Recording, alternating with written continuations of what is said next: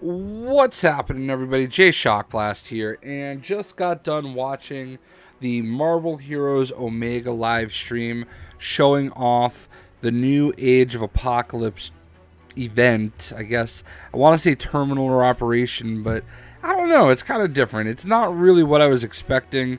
It definitely looks cool, and we are going to do a live stream on Thursday as soon as it's live. So be ready for it. We are going to be playing as all four of the horsewomen, and we got to see all of this in the stream, and I have to say it's pretty cool. Agent Vapor was there, and a few other guys kind of filtered in, including CEO David Van Dorman. I'll get to that at the end. It was interesting. So let's first take a look at these horse ladies. First of all, the artwork, phenomenal. It's amazing. Let's start off with Jean Grey, possibly the greatest of them all. Look at Jean here. She is absolutely gorgeous. She just, I mean, she's death, obviously, and just look at all that. I mean, I cannot wait to get my hands on this costume. I did take screen grabs of them showing them off in game. This one, I don't know if it does it the best justice, but Jean Grey was looking too fine. Next up, we have Magik, who is Pestilence, and again, we've seen her costume. We've seen her character render, if you will. Where there's like the 3 different shots with her arms up and stuff. They had already released that before. I mean, this costume looks really cool, and then we also have her, like the in-game view of it. Honestly, it looks really great. Obviously, for me, the only thing that I don't like about it, I don't think there's really anything they could do about it. It's a little drab, you know. I mean, the colors don't pop the same way that Jean Grey's do, but when you consider her, her sign, if you will, Pestilence, it makes sense, It's not a pretty thing. So, it's a cool costume, though. So, there you have Magik. Next up, you have Psylocke, who is War. And I mean, the costume looks bulky in this artwork, but I still freaking love it. And then when you actually see it in the game, it actually looks pretty great. She looks like a Bushido, samurai kind of deal. I love Japanese inspired artwork, and I really like this costume. I honestly think I'm probably gonna lead off with Psylocke when I stream everything on Thursday. But you guys can let me know who you want me to lead off with, and I'll try to go by that, but no promises. Lastly, we have Storm, who is, what do we got? War, Pestilence, Death, and why am I blanking on the last one? She is our last horsewoman, and again, another phenomenal looking piece for Horsemen of the Apocalypse. Why? I don't know why I'm blanking here. Famine. She's Famine. She looks great. I mean, like, here's a shot of her in game. Again, just another fantastic Storm costume. All these costumes are great. I mean, you really can't go wrong. The art department really knocked it out of the park on this one. And then finally, we have a look at Apocalypse. And his artwork looks really, really cool. And I certainly do appreciate that. I just think the disappointment level is more, I don't know, I guess this is kind of a spoiler. You might not want to be spoiled by this. You don't actually fight Apocalypse. He's kind of like this big, huge, entity in the background and everything, but he's not. You're not actually fighting him. I will say the concept behind it is cool.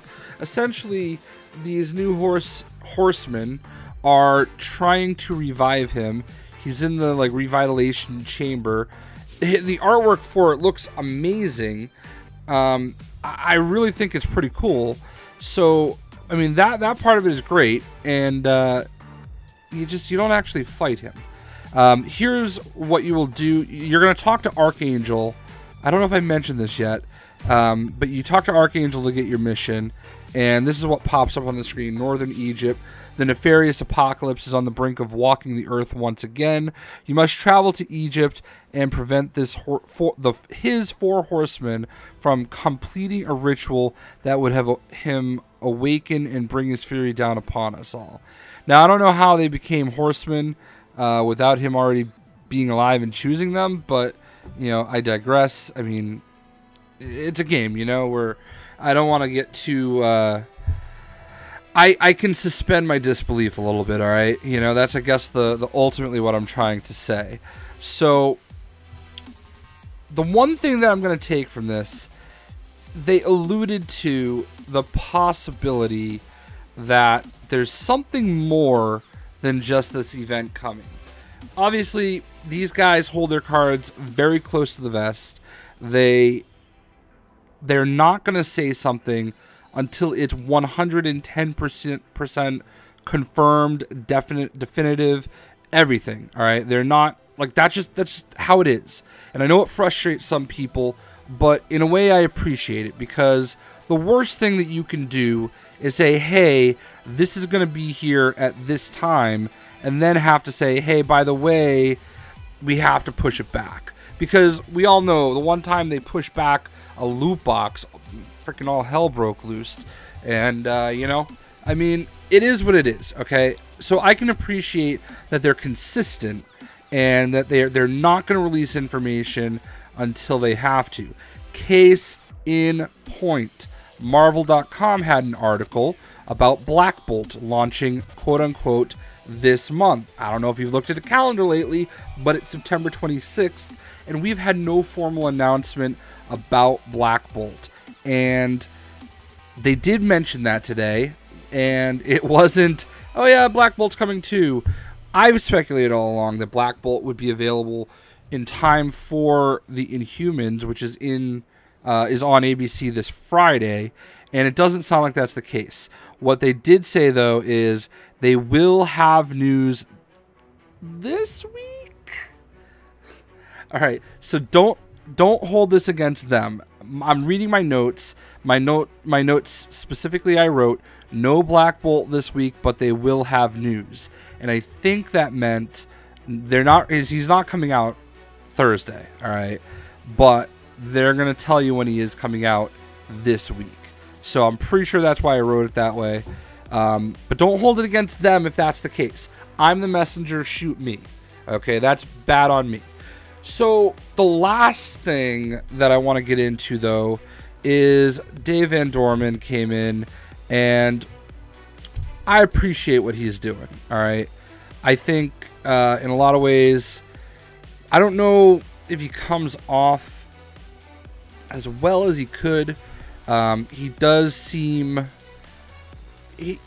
He seems like a CEO. Okay, let's just start it at that. He's very confident, but I don't know, like, sometimes he comes in with a little bit more swagger than you're expecting. And he's kind of like a new face to everybody. And he kind of started that way. But I think it all toned down really quick. So basically, here's what he said. In 2 weeks, they're going to have an Ask Me Anything stream, and they will be taking questions. I don't know if it's just from the forums or if they're going to be taking questions live. They want to answer the most common questions possible. So if you post on the forums, I would highly advise you to find out whatever thread they have set up for it and ask your questions. The most important thing that I would say is that if somebody else asks your question, ask it again anyway, because they're going to look at those questions and they're going to try to put together a list of questions they know they want to answer because everybody wants to ask them. So I can't stress enough, no, there's not a dumb question to be asked other than, you know, can I have everything for free?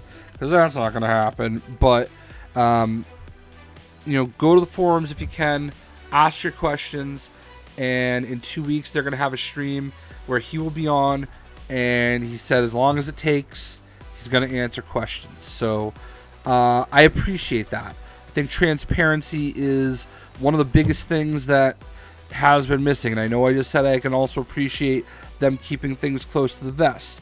You can do both. I mean, I just think that we have to like make sure that there is a level of communication, and it seems like that is something that they're willing and wanting to do. He reiterated that they wouldn't be here without PC, because there's a lot of people that are upset about this, because apparently the Apocalypse event is only on consoles right now. I don't think it's actually coming to PC this week. So that's the vibe I got from everything and reading the chat with everybody. I know PC players feel slighted. I've been playing on PC since beta. I'm one of them. I don't play as much on PC anymore because I prefer console. But he said we wouldn't be here without PC, but that Gazillion would not exist if they didn't go to console. So you kind of have to say, well, I've invested all this money in the game. Is that money invested worth anything if there's nothing to play? Like if there's nothing to play, then your investment's gone and you don't even get to play. All right. As it stands, your investment's still there. They've got their new influx of revenue stream. So I don't know, man. Like, it's not a perfect world. It's not a perfect thing. They're doing what they have to do to survive. I'm not saying that to justify anything that might seem cash grabby, okay? Because, look, every free-to-play game does it. Like, let's not pretend they don't. But, I don't know. Like, I understand where PC players are coming from, trust me. I'm ready for new stuff too, man. I've been playing the same stuff over and over too. Like, I mean, I enjoy the game, but I agree. I'm ready for new stuff. That's why this Apocalypse event is so appealing, and why I'm very disappointed to hear that it's not happening at the same time. What he did say, before I move on to the main point, he called the launch of the game a soft launch. They wanted to just get the game out. And that's something I've heard him say before. They needed to get the game out. So everybody criticizes them and said that they shouldn't have released it until everything was available. Everything on console. Everything on PC was on console. And I do not agree with that. I've never agreed with that. I'm fine with them releasing it as long as there's some consistency and it feels like the stuff is coming, which, quite frankly, right now, it doesn't. I mean, there's been new characters, there's been some newish costumes, but in the grand scheme of things, other than the Daily Bugle terminal, there hasn't been another patrol that's come over. We haven't done any, raids. Not that I'm a raid person. I mean, that stuff hasn't been coming. Chapter 10, and I'll be honest, there's not that much more content that's missing. There's, the one-shots, there's the raids, and there is the two locations, the two patrols in Chapter 10. That's not a ton of content. That's a decent amount, but, it's not like the end of the world. Like, it's not like a full, game, So, I'd like to see it get out, but they needed to get the game out on console. I do feel like they launched with plenty of stuff to work with, and I think the thing that frustrates me a little is when people are like, "Oh, we're done. There's no new content anymore. Meh. We need new content." Like, the game has been out officially on console for what, like 3 months? Like, the official release was like July, and we're here just about to start October. So, like, the game hasn't been out that long. Think about any and every other game that comes out and how long it takes before that first DLC hits. It's very rare that it's within 3 months. Like, when does the first map pack for a Call of Duty or a Battlefield come out? It's sometimes like 4, 5, 6 months before they start dipping into DLC. And by the time that happens, I'm always typically done with the game. Like Battlefield 1. I loved Battlefield 1 when it came out. But now that we're starting to get into all the DLC, I don't even think I've played 2 of the packs because I'm kind of done with it. Like, I don't feel like loading it back up and relearning how to play the game. Good thing with Marvel Heroes Omega is there's really zero drop-off. You can just pick it back up whenever you want and play it. So if you're bored with doing the same content over and over again, it really isn't that difficult to load the game back up once something new comes out. Your stuff's still there. The game isn't changed that much. It is what it is. But he did say that they want everything to unify in November. So everything should be on the same level, and moving forward from November on, everything should potentially, hopefully, release at the same time. Spider-Woman apparently is the exception. She's going to be a 6-month exclusive to PC, which I think is stupid. I don't think the PC player... Like, I understand there's a ton of PC players that really want Spider-Woman, but I really don't think it's a good idea at this point. Like, I know that they're just throwing a bone, and I'm fine with that, but I don't really think it's necessary. I think most PC players just want the content to come, and I just feel like they should just release it to everybody. Like, I'm going to play it on PC, obviously. It's not that big of a deal. I'm still going to play it, but it's just, you're pitting one side against the other, and I don't know. I think they should just release her to everybody, but I digress. He did mention that they have a new game coming out in March of 2018. He wouldn't go into any further details. It's a little surprising that, you know, we're this far away from that, whatever that game is, and it hasn't been announced yet, but that doesn't necessarily mean anything either. If I remember correctly from another chat that he did at some event in San Francisco, excuse me, it's a TV show. It's something that goes with a TV show. He didn't really say much more than that, so I don't really know what it could be. It's not Marvel related, from what I understand, from what I remember him saying.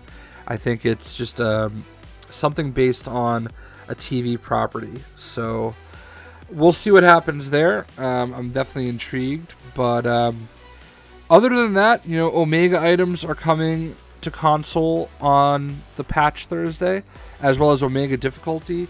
They tried doing some things in Omega difficulty, and it looked like it was pretty tough. I doubt I'm ever going to get to Omega difficulty because I just don't care. But I know that you guys will. So hopefully for those that are feeling a little bored, that think Cosmic isn't good enough, you know, hopefully for you guys, you'll be able to jump into Omega, start hunting after those Omega items, and see what happens. So, you know, in any event, that's the gist of what they mentioned. I don't really think I missed anything, but if I did, you can leave it in the comments below and we'll talk about it. I would say I'm really looking forward to the event. I'm really looking forward to everything being caught up and on the same level. And I'm really looking forward to digging into Marvel Heroes again on Thursday. So let me know what you think. I hope you guys enjoyed the video, and we'll see ya.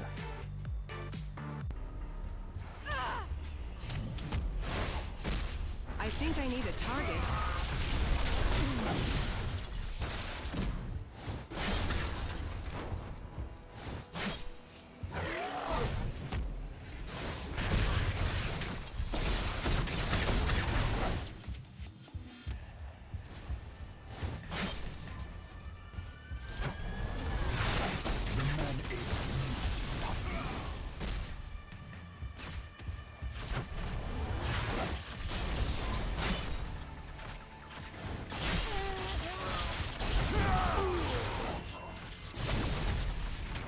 Right where I thought it would be.